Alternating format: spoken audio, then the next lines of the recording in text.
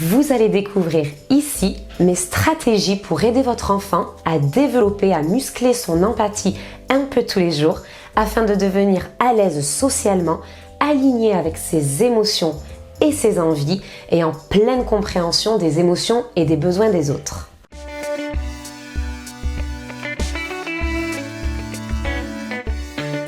Comment donc aider votre enfant à développer son empathie dans la vie de tous les jours? Eh bien, première stratégie, le rituel de fin de journée. Il s'agit là de se demander, autour de la table du dîner ou au moment du coucher, ce que l'on a vécu de marquant durant la journée. Demandez à votre enfant s'il y a eu un événement particulier et demandez-lui de le détailler afin d'exprimer ce qu'il a ressenti, s'il a été compris ou incompris et ce qu'il aurait bien aimé. Puis prenez le temps également de lui demander ce que l'autre personne a dû ressentir, ce que l'autre personne aurait peut-être aimé. Et faites-le également vous-même. Faites-en un petit rituel de famille. C'est tout simplement un petit moment de partage durant lequel on se pose des questions sur ce qu'on aurait pu faire, ce qu'on aurait pu modifier dans la journée et surtout essayer de décortiquer ce que l'on a ressenti durant un événement particulièrement agréable ou désagréable. Deuxième stratégie, s'entraîner à imaginer les émotions ressenties dans différentes situations possibles et à tête reposée. Pour cela, j'ai créé un jeu de cartes que vous allez pouvoir télécharger et imprimer gratuitement. Alors dans ce jeu de cartes, il y a des cartes jaunes, puis des cartes bleues. Les cartes jaunes correspondent à des émotions. Les cartes bleues correspondent à des scénarios. Alors dans ce jeu, vous allez piocher chacun à votre tour une carte bleue, une carte situation, une carte scénario. Et vous allez la lire chacun. J'ai par exemple ici, tu as perdu ton doudou, tu étais sûr de l'avoir posé sur ton lit, mais il n'y est pas. Que ressens-tu et de quoi as-tu besoin? Il s'agit donc là de faire verbaliser votre enfant sur ce qu'il ressentirait dans ce type de situation. Et pour l'aider, il a ici un éventail de cartes émotions. Il va alors piocher, il va alors prendre celle qui correspondrait à l'émotion qu'il pense ressentir. Il a le droit d'en prendre une, il a le droit d'en prendre deux, d'en prendre trois.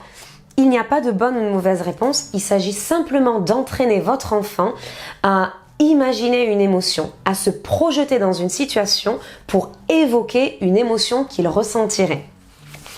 Faites ce jeu à plusieurs, prenez-vous également une carte scénario et parlez-lui de ce que vous ressentiriez. Le tout ici est de faire verbaliser le plus possible et demandez peut-être à votre enfant où il ressentirait cette émotion. Comment il sait qu'il ressentirait cela? On a également dans les cartes scénario, pour aller un petit peu plus loin, des cartes qui relèvent là d'une projection sur une autre personne. Exemple, ce week-end, tu vas au cinéma. Tes parents t'ont donné le droit d'inviter un ami de l'école. Tu choisis d'inviter un enfant qui n'a pas beaucoup de copains. D'après toi, que ressent-il? Il s'agit là non pas d'imaginer ce que l'on ressentirait soi, mais ce que ressentirait l'autre. Et là, il s'agit à proprement parler de muscler l'empathie, de se connecter à ce que ressentirait quelqu'un d'autre. Troisième stratégie, le souvenir des émotions. Alors pour cela, vous allez trouver un petit sac, une petite boîte et vous allez y glisser dedans des papiers sur lesquels vous allez écrire les émotions ou tout simplement utiliser les cartes émotions du jeu précédent. Vous allez donc les plier et les glisser dans la boîte. Chacun va piocher une émotion et va essayer, si par exemple je pioche la peur, chacun va donc essayer d'évoquer un souvenir qui a réveillé cette émotion-là. Il s'agit là encore de pouvoir en parler, de pouvoir le verbaliser sans aucun jugement. Il s'agit simplement de s'exprimer. Il serait très intéressant également de savoir comment aurait réagi chacun d'entre vous et de parler donc des différences. C'est-à-dire que pour une même situation, certains peuvent ressentir de la timidité quand d'autres vont ressentir de l'excitation. Il est très important ici de développer donc de la tolérance, de comprendre que pour une même situation, nous pouvons réagir différemment. Surtout dans ce moment-là, n'émettez aucun jugement. Il n'est pas nécessaire de dire à votre enfant « Ben non, mais ça sert à rien de ressentir de la peur à cet endroit-là » ou « Non, mais c'est méchant de ressentir ceci ». Non, il s'agit vraiment d'écouter, de verbaliser, de mieux se comprendre. Quatrième stratégie, les petites expériences à mettre en place. Alors, il existe une célèbre théorie mise en évidence par le chercheur et auteur japonais Masaru Emoto qui explique que l'eau est affectée par les pensées et les émotions environnantes. Étant nous-mêmes constitués à 80% d'eau, on ne peut que faire le lien entre les pensées et les émotions que nous ressentons et les effets que cela peut avoir sur nous-mêmes et sur les autres. Certaines expériences faciles à mettre en place à la maison existent et peuvent être très intéressantes. Notamment l'une créée par la psychologue anglaise Nikki Owen et qui se nomme l'expérience de la pomme ou plus précisément The Big Apple Experiment. Vous pouvez trouver en ligne directement cette expérience. Ce qu'elle vous propose, c'est de la réaliser directement à la maison pour pouvoir mesurer le pouvoir des mots et des émotions. Dans cette expérience, vous allez couper une pomme en deux et enfermer chaque moitié dans un bocal bien fermé hermétiquement. Sur un des bocals, vous allez écrire amour et sur l'autre bocal, vous allez écrire le mot haine. Prenez bien soin de disposer ces deux bocaux dans deux pièces différentes de la maison, bien séparées. Et tous les jours, durant 2 à 3 semaines, vous allez prendre soin, avec tous les membres de la famille, de lancer de l'amour à ce bocal, à cette pomme qui est enfermée, à cette moitié de pomme qui est enfermée dans le bocal, en disant des mots d'amour, en ressentant de l'amour, en pensant, en évoquant des situations dans lesquelles vous avez ressenti beaucoup de joie et d'amour devant cette moitié de pomme. Vous allez envoyer le plus d'amour possible. Et vous allez faire de même devant le bocal sur lequel est écrit haine. Mais dans ce cas-là, vous allez évidemment penser à des situations dans lesquelles vous avez ressenti de la colère, de la tristesse, de la rage. Vous allez lancer des mots justement de colère. Vous allez vous gorger de ces situations et les envoyer à cette moitié de pomme. Vous faites cela tous les jours durant 2 à 3 semaines. Si tous les membres de la famille s'y mettent, cela sera plus efficace car l'énergie que vous allez envoyer sera d'autant plus grande. 2 à 3 semaines plus tard, vous allez observer ces deux moitiés de pommes et l'expérience raconte que les résultats sont absolument incroyables. Une des moitiés de pommes pourrit plus vite que l'autre. Je vous laisse deviner laquelle. Permettre donc à votre enfant de réaliser ceci, de le voir de ses propres yeux, permet de mieux mesurer le poids des mots, le poids des émotions que l'on transmet et que l'on ressent nous-mêmes. Cela permet de mieux comprendre ce que l'on se fait à nous-mêmes et ce que l'on peut faire aux autres également, ce que l'on peut transmettre aux autres. Et cela, évidemment, nous permet de développer notre empathie. 5e stratégie, as-tu rempli ton seau aujourd'hui? Alors, il s'agit là d'un de mes petits secrets qui fonctionne à merveille auprès des enfants. Il s'agit d'un livre intitulé « As-tu rempli un seau aujourd'hui ?» dont l'auteur est Carol McLeod.